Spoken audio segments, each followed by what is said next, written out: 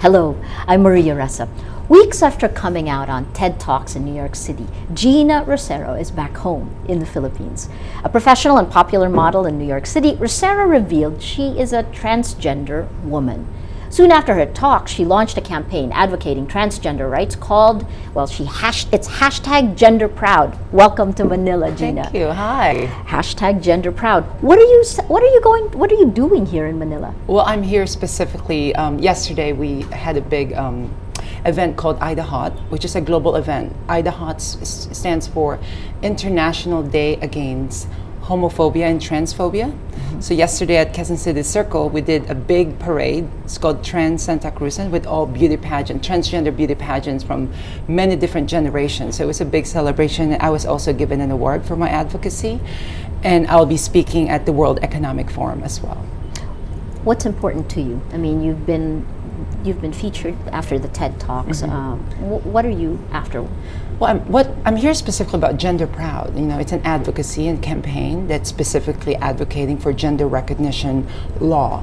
And what that means is it's important for countries all over the world to acknowledge that, which would allow transgender and gender variant people, like intersex people, to change name and gender marker on your legal documents without being forced to go through surgeries. You know, having that right to be able to really reflect who you really are, it's one of the most basic principle and tenets of humanity, right? I want to go back to that, but I want to bring you back to, you said you were here for this International Day, IDAHOT. Yeah. Homophobia and transphobia. How would you describe the Philippines today in terms of these issues?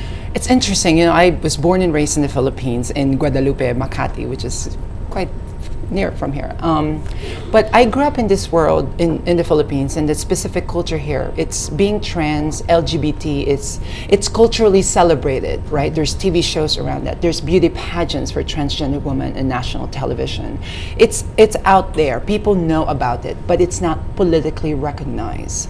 But then when I moved to the United States, in the West, you know, I observe a more rigid understanding of gender binary, that you're just either male or female. Exactly. Yeah.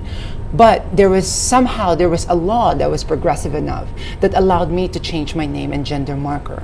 So at the core, I think, and I believe at the core of Gender Proud is I'm trying to just merge this global paradox, you know. I think it should be both culturally celebrated and politically recognized with the same rights just like any other human being. And what's the reaction that you've been getting? Yeah, it's been definitely more geared towards positive in a way. People, I think, are ready for this.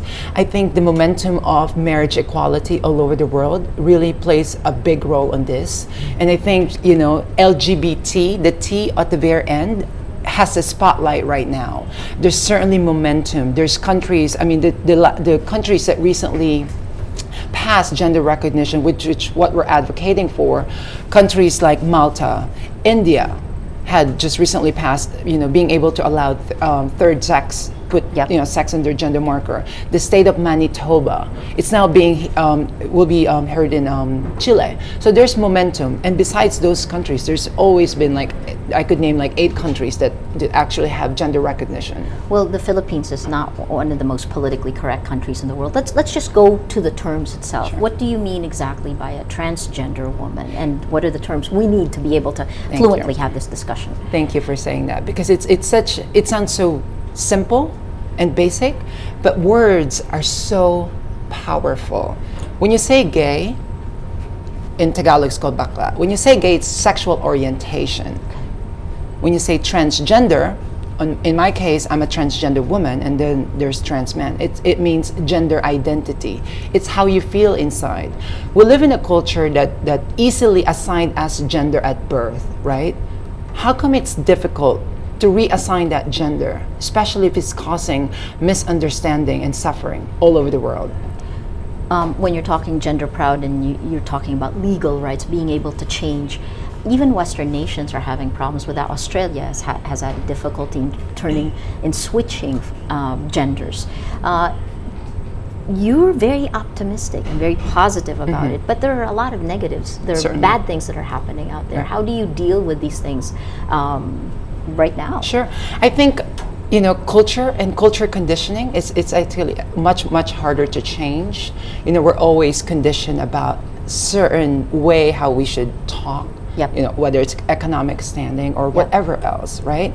I think media, Yeah. platforms like Rappler, mainstream media, has a very important role to play in this. Media is responsible Yes. to tell dignified stories of LGBT individuals, especially for transgender individuals. Unfortunately, from the past, it hasn't been very good. But my optimism around this, it's changing. Me sitting here next to you, Maria, I mean, this is historic, I have to say. I mean, like, for the first time, you know, I'm here talking to you about these things, the things that matter. Last night that we did the Ida Hot celebration, the Trans Santa Cruz and in Quezon City, that's historic. It was covered by many different mainstream media, but not just that, but from a community Yes. perspective. There's so many different LGBT organizations that's around there last night. Yes. And also from generations of transgender women beauty pageants. They were all there. Yes. Everybody felt this sense of, wow, we actually all need to come together. And platforms having like mainstream media, it's so important. You know, I envision the world where media are telling stories of successful transgender CEO of a company, a Fortune 500 company, transgender lawyers, doctors, people that are celebrated because of what they've done. I mean, but honestly, in the bigger scheme of things, it shouldn't matter. Yes. But from a cultural perspective, it's important to have that image, that have that image of possibility. You know, I think of a young trans woman or trans man somewhere, not just in the Philippines, but somewhere in the world, to think about these things. It happened to me. I saw a vision of a woman when I was 8 years old, a transgender woman. For the first time, it made it possible for me. I envisioned myself that, wow, it is possible. I know it's going to be a difficult, you know, thing for me to do that, but I know, and especially when I talk to young trans women right now, I tell them, as long as you're living your truth, you can't go wrong. What were the challenges? I mean, this had to take tremendous courage on your end. What challenges did you encounter? Well, I have questions like, who's going to love me? I have questions of, you know, if it's, you know, especially coming out, you know, in you know, as a fashion model. My model agent did not know until like December 2013. So, I mean, having that conversation, it was really a very nerve-wracking point in my life. But I knew I needed to do something. I knew that there's something about my journey, of what I've gone through, from the skill set that I've created, from opportunities that I created for myself, and the network of people that I built. I believe it was such a disservice for me to not do this on behalf of my community. And, you know, I want to do it as big as possible as I can. Well, let's talk about the Philippines first before we go to the West. In the Philippines, the conventional wisdom is that gay men are funny. Right. They're accepted, most of the time made fun of. Right. Gay women tend to sift into the background. Right. In the last few years, we're seeing more being vocal, but there's a difference between finding a voice and being accepted. Right. How far along do you see this in the spectrum in this country? Well, it's definitely, you know, it has to come internally from the community itself. You know, everybody needs to come together, because I think specifically the reason why, you know, the gay movement really became so progressive and out there, it's because everybody's out and proud. Right. For transgender people, it's a little different. We're just at the very beginning of this tipping point in understanding what this means, you know. The unfortunate fact is, you know, the way homosexuality was considered mental illness in the 1970s, transgenderism, it's in that same category, which... No, agree. Religion will say that this is a sickness. How do you deal with things like that? Are you a religious person? Well, I was definitely born and raised Catholic. You know, I believe that there's a higher being. I meditate, I pray, I believe, you know, I believe first that there's a higher being, that there's a reason why we're all here. But I also believe that God is love, right? We talk about that. This is not a judgmental exactly. God. And God is love, and God is within us. But also we have this way to control how we think about ourselves, to automate for us to do what's right.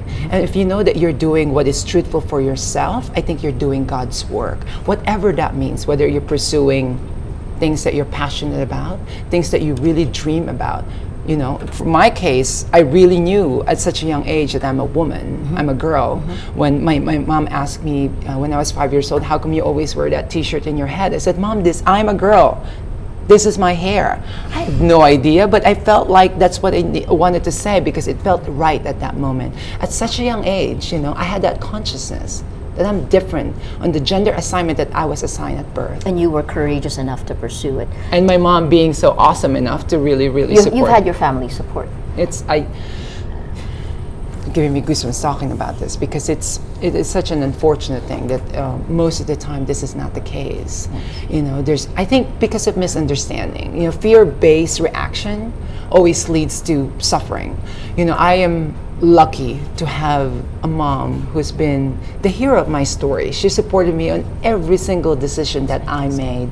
My dad, my papa, having this conversation with me saying, as long as you're a good person, okay, that's easy. That's easy as long as I'm being truthful to myself. That I will be a good person for myself. Going back to the Philippines, so this country took 14 years to pass the RH law, to become a law, and we're still in the process now of implementing it. And one of the boogeymen used against the RH law is that it would lead to marriage equality, that it would lead to getting rid of gender labels and gender biases. I mean, right. Is this country ready for what you're saying? World economic being here, you know, if we're going to say that we are a country, if the Philippines is a country that wants to be this major player, especially in economic standards, if there's a big set of your population that's being marginalized, how could you flourish as a country?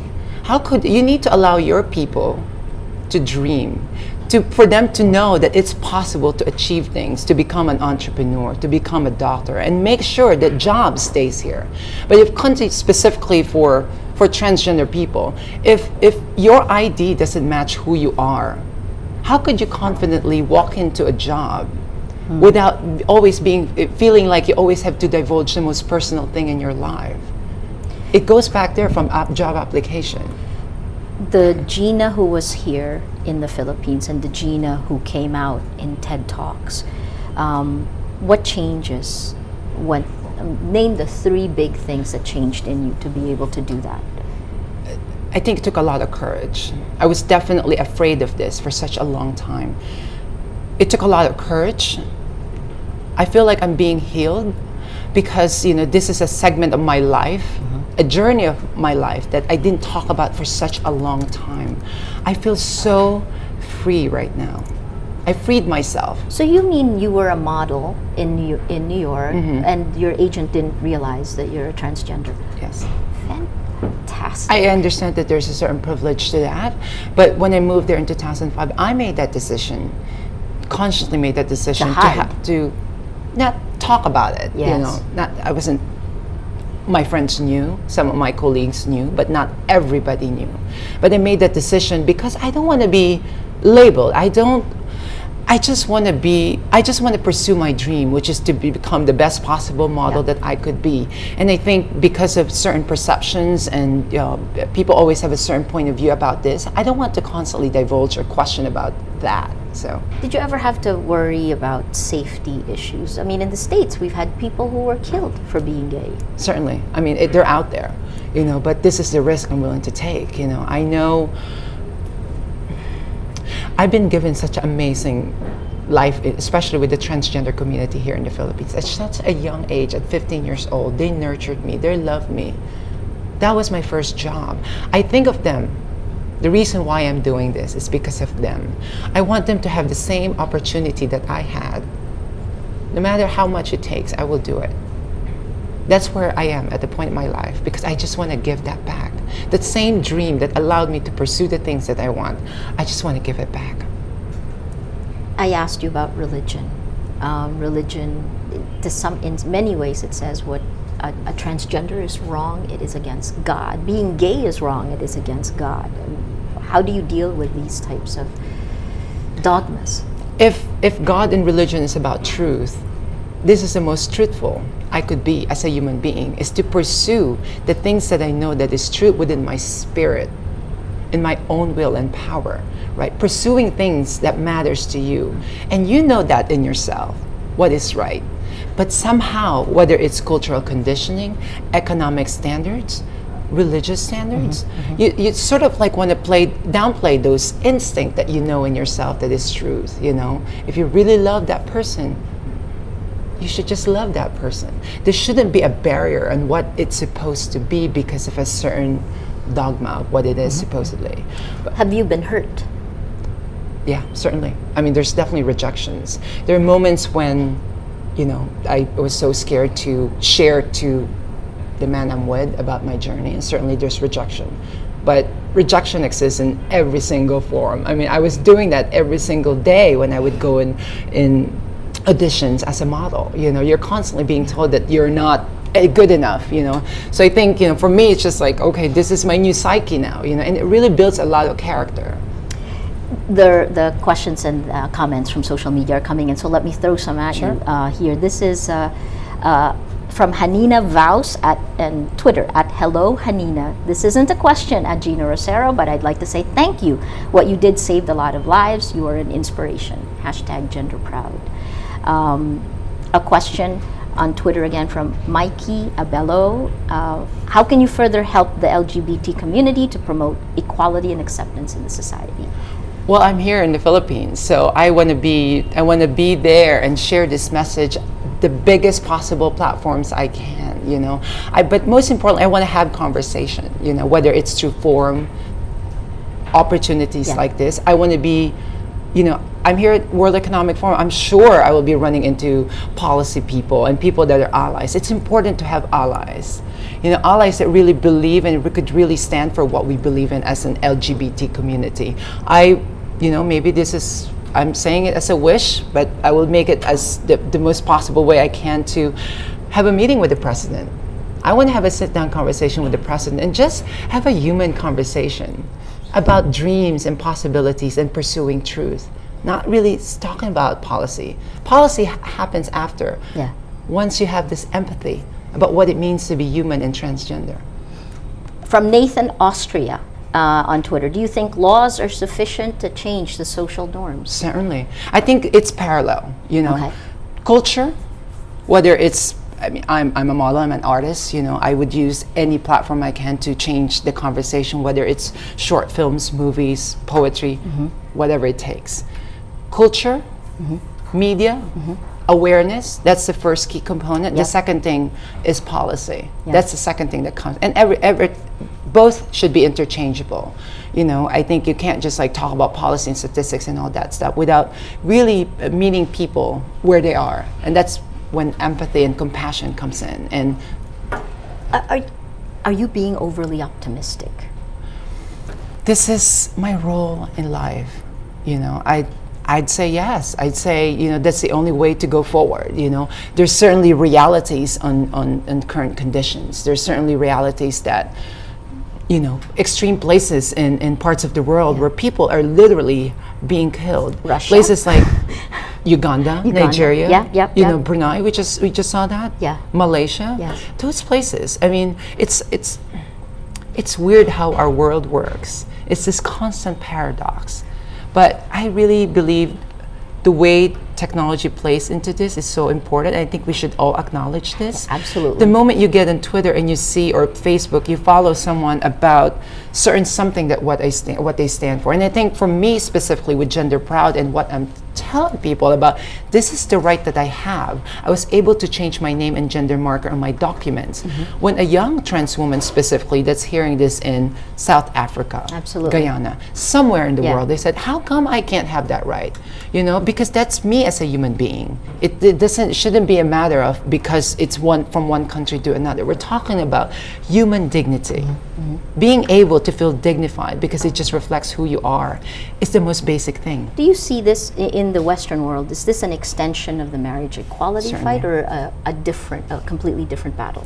It is an extension. It certainly has different needs. Yeah. What's really amazing that's happening right now, I believe the marriage, same-sex marriage equality, it's just going to be a domino effect. There's so much momentum happening right now. But if we talk about from a movement standpoint, Lgbt, that T at the end has always been disregarded, but it's different now. And I proudly could say that there is a spotlight there. There's films that's being done. There's scripted Netflix shows like Orange Is the New Black that's Yes, there. yes. You know, a woman, Janet Mock, just had the New York Times bestseller. Yeah. You know, and things Yeah. like that. And I'll be doing a lot of projects that I can't talk about yet, but there's so much momentum happening.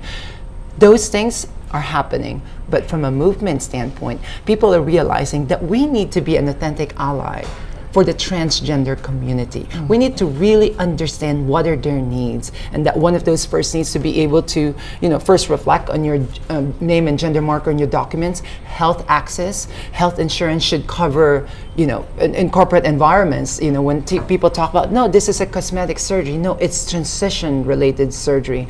For me to reaffirm who I really am as a human being, to become the best possible employer that you could have in your company. Here in the Philippines, marriage equality is looked at as an abomination. I mean, same-sex marriage, again, was the boogeyman during the RH law talks. How do you see this? How do you see movement forward? What would you advise Conversation. the LGBT? Really, it's that simple. It's really that opening simple. I think we grew up in the culture in the Philippines where we're afraid to talk about sex. We're afraid Not to this talk. young generation, I have to say. You Well, should watch, you should look at Rappler. I'm so surprised. Exactly. And you're talking about like optimism. You know, when I talk to young people, honestly, I'm 30 years old. When I talk to young You're people. young, but go ahead. No, when I talk to 18-year-old people, gender doesn't even exist. It's Yeah, not even a definitely. concept. I mean, Yeah. it's so, I could like take a deep So the breathe right values now. have changed from the younger generation. Certainly. I think people are, again, I think it's a culture. You know, Yeah. we live in a global culture. Wherever you're from, you have Twitter, you have Facebook, you go into Rappler and you communicate with people from all over the world. There's no sense of, oh, because she's from there, you know, I shouldn't have that.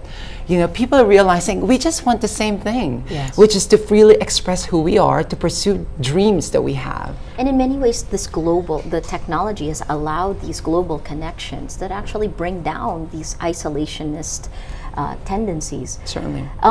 My question for you, though, is now moving forward. Well, let's go backward in time. That TED Talks, how long did it take for you to make that happen? And you know, what did you want to happen? Yeah. When I made the decision that I want to do it at TED, well, first I started reaching out to friends. One friend who had spoken at TED told me that you should really do it at TED. You should come out at TED. It's like, well, TED has always been a dream to speak at TED, you know, but I never thought like I would actually give my first public speaking at TED. So the moment I shared to TED curators, the founders, about what I want to talk about, they said, well, we haven't covered this topic. Let's do this. And they gave me a speech coach. We were working for a month of speech coach. And that was really, I mean, how do I tell my life story? Yes. And the work that I'll be doing in 8 minutes within the TED format. So that's the big challenge. So when people talk to me, it was like, you look so calm on the stage. I said, well, I was actually really, really nervous. You have no idea what was going through my head. But, you know, I knew, especially towards the end of my talk, that I'm giving something, I allowed myself to be vulnerable because I know that is my truth. And that was always a scary place to be. Yeah. But when I delivered that very end, I think people resonated on that truth. That's why I got the standing ovation. You said when we were talking that you wanted to create change globally. That's huge. I mean, what makes you think you can? I think either you just go so big, it's something that I risk so much. Why am I going to be afraid of it? Because I've been afraid for such a long time. I can't be afraid anymore. I can't limit myself because I know everybody needs this. This is not, you know, having transgender gender rights and gender recognition rights. It's not about a matter because you're from United States, you get that, and because I'm from the Philippines, I shouldn't deserve to have that. I just want to have a conversation about human dignity, on what matters. #gender proud. Your last thoughts, Geena. I am happy to be in the Philippines. I can't wait to just be with friends as well and to reach out. I can't wait to visit my old neighborhood and just meet people, really, and just being here. and I mean specifically in May right now. May is like the busiest fiesta celebration that we have in the Philippines. Almost every day there's fiesta celebration. So I want to go to eat at someone's house and eat lechon and eat barbecues, you know, and just have fun at the same time. Well, at the same time reminding why I'm here is because of my advocacy, because of my work. And you know, if I could combine those two together, why not? What a great story. Change personally, professionally, and societally, all in one. Thank you so much for coming to Rappler, Geena. Thank you. We've been talking to Gender Proud co-founder and model Geena Rocero about transgender rights, about her fight and her goal for a world that is #GenderProud. Continue this conversation. Use #GenderProud. I'm Maria Ressa. Thank you for joining us.